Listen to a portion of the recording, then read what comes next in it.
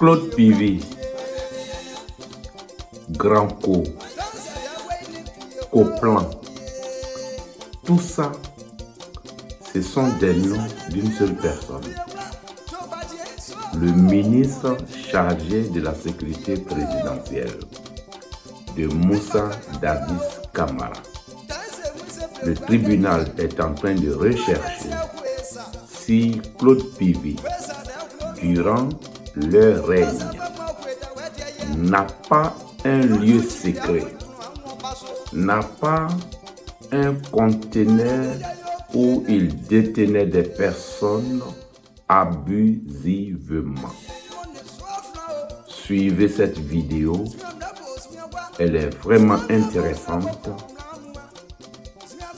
Claude Pivy est dans tous ses états face aux questions qui lui sont posées. Suivez la vidéo. Merci. Est-ce qu'il vous arrivait de mettre des coris sur votre tête? Qui? Vous. Vous n'êtes pas en Guinée ici. Lorsque vous ne posez pas de questions, vous répondez à la question. Non, mais pas sur le 28 septembre. Moi, ça, les coris que moi je porte, ça c'est depuis quand j'étais porte-parole. Le temps du général Conté. Ça, ce sont mes habillements quand je suis à la guerre. Mais pas contre les pauvres populations. Le 28 septembre, vous n'aviez pas de coris sur votre tête?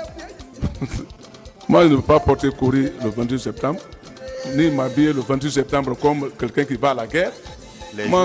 Les jours qui ont suivi, vous n'aviez pas de coris sur votre tête, monsieur? Non, moi, je ne porte pas ce coris-là chaque fois. Moi, je porterai ce coris-là lorsque ça ne va pas. Dans ce cadre-là, là, je vais m'habiller, vous allez me voir qui je suis. De la prise de pouvoir jusqu'au 30 septembre 2009, est-ce que vous avez porté ces coris? Avant la prise de pouvoir, ça, je portais ça parce que c'était à la course du pouvoir. Ça, c'est ma couverture. Avant la prise de pouvoir.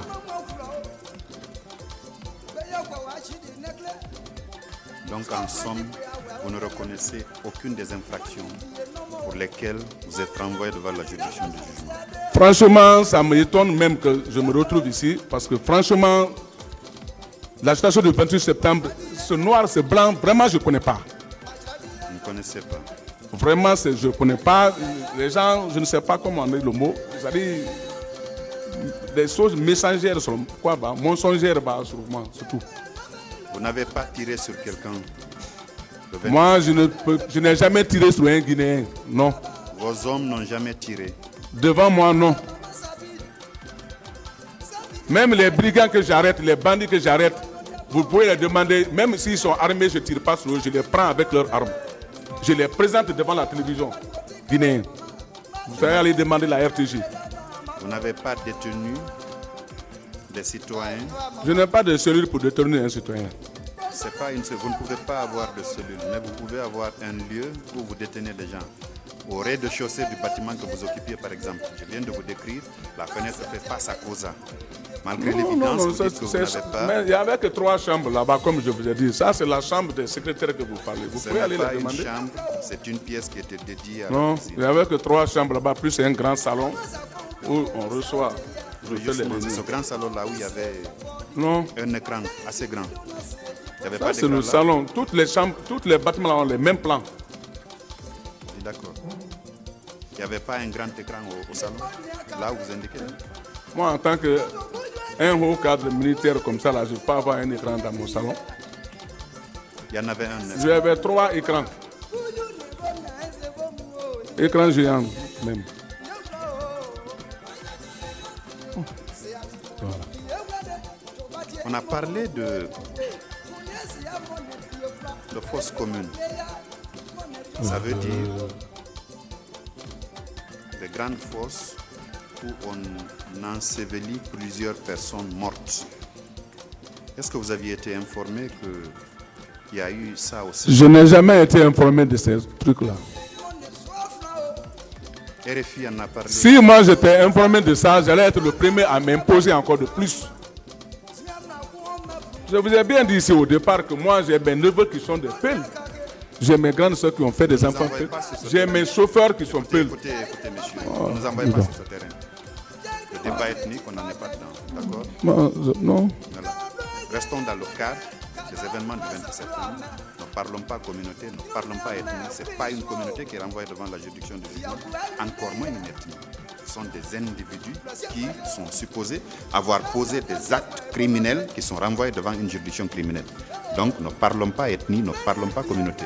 On est d'accord? Donc la partie là, je n'en sais rien. Merci, Monsieur le Président. Je vais revenir sur certaines questions de précision. Monsieur Claude Pili, vous connaissiez un certain Bamba au camp Alpha Yaya? Bamba.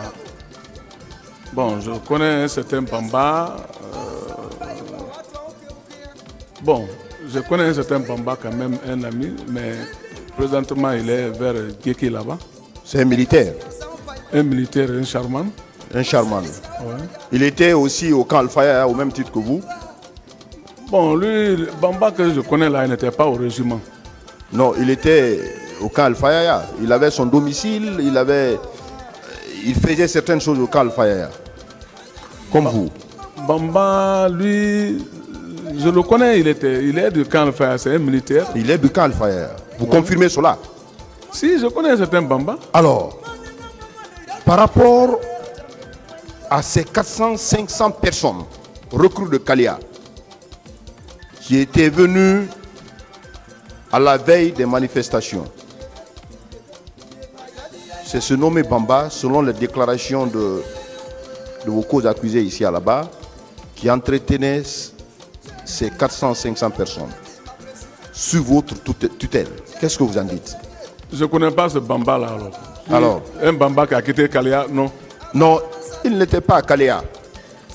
Vous venez de dire qu'il est au camp Bamba, se nomme mais Bamba. Le Bamba que je parle, lui-même, il ne fait même pas le karaté. Non, lui, il attendez, est au camp. je ne parle pas de karaté, monsieur Claude Pili. Je ne parle pas de karaté. Vous venez de dire tout à l'heure, ça ne fait pas 5 secondes. J'ai dit, je connais Bamba. Il y a un Bamba que je connais, un ami même. Voilà. Monsieur, s'il vous plaît, monsieur le procureur, monsieur Pili, attendez de comprendre la question avant de répondre. Si vous n'avez pas bien compris, dites que vous n'avez pas compris. Ok, merci. Alors, Voilà. Vous venez de dire que vous connaissez très bien Bamba, qu'il est militaire, qui était au camp Alpha Yaya, que c'est un de vos amis.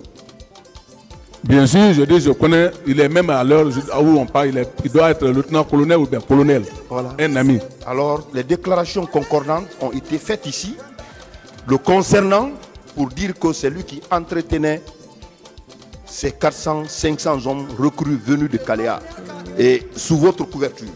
Qu'est-ce que vous en dites? Non, celui que je connais, lui, je ne pense pas que lui il va à Kalia. Vous n'avez jamais entretenu des recrues de Kaléa à la veille de... Non.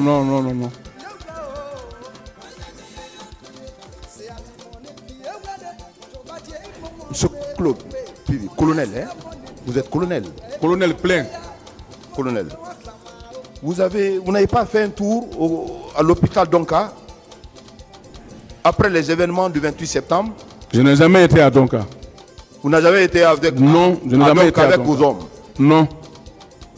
Alors que dans le dossier de la procédure, il y a des témoignages concordants et pour dire que vous étiez venu avec vos hommes pour empêcher le secours de la Croix-Rouge.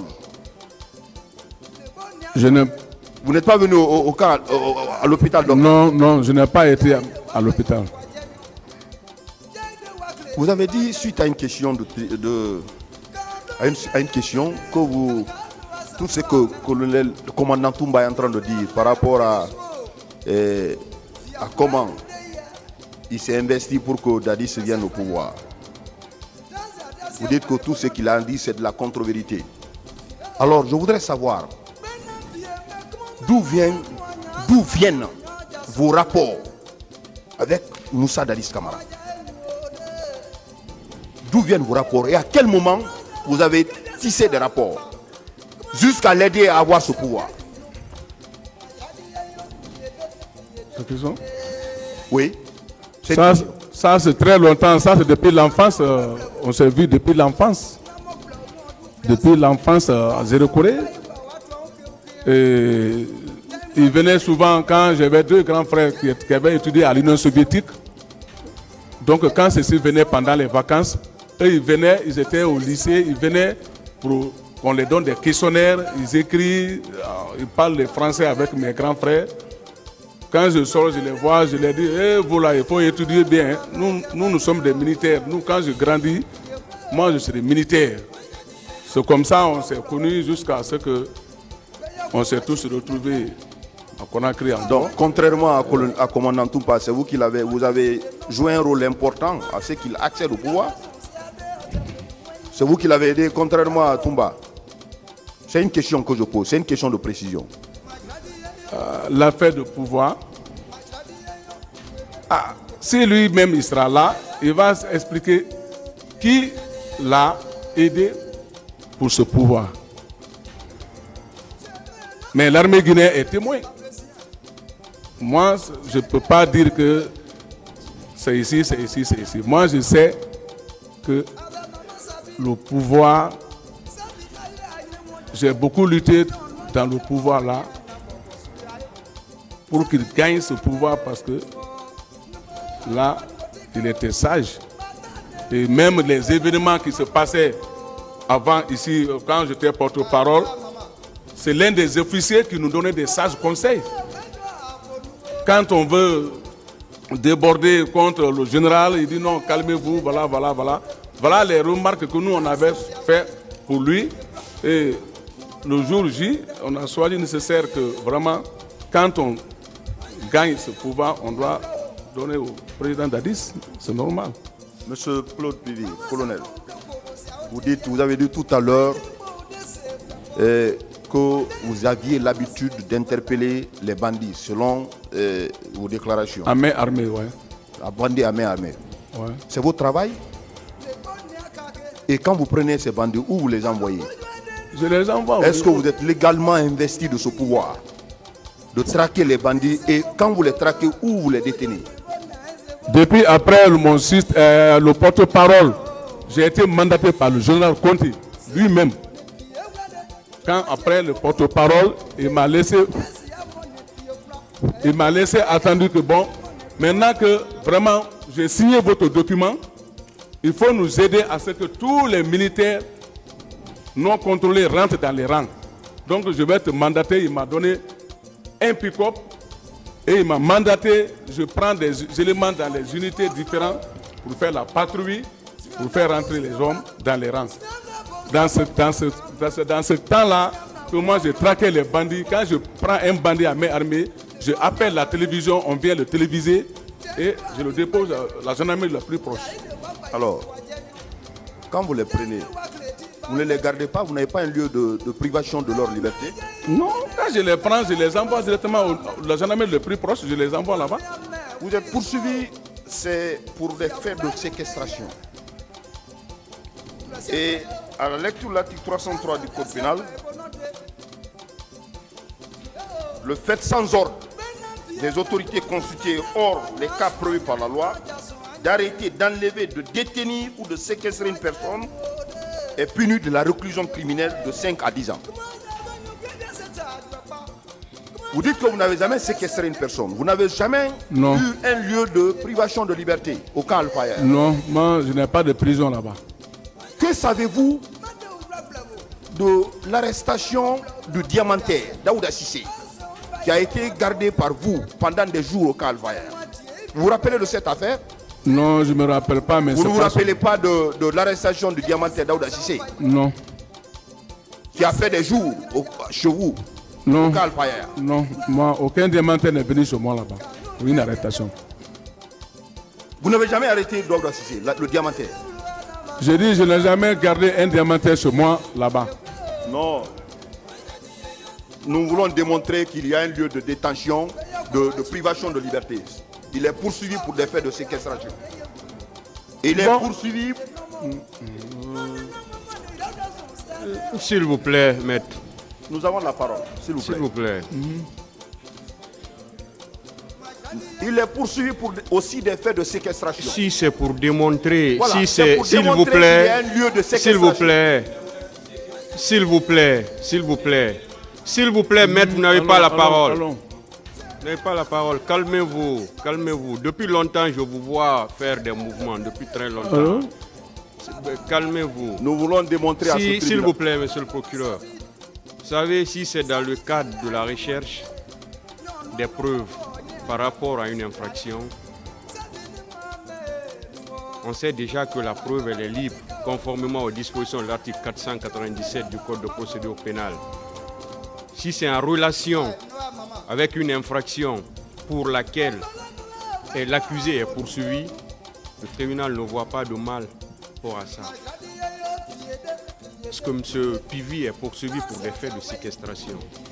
Si le ministère public trouve cet élan pour prouver qu'il a un endroit où il détient des gens, le tribunal ne trouve pas vraiment cela comme étant une façon de s'aventurer sur un autre terrain. C'est toujours pour prouver la séquestration. De toute façon, c'est au tribunal d'apprécier. Merci d'avoir suivi.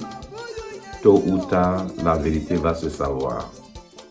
Si vous avez aimé cette vidéo, veuillez la liker, la partager et informer vos autres amis, frères, parents de s'abonner à ma chaîne YouTube. Ciao.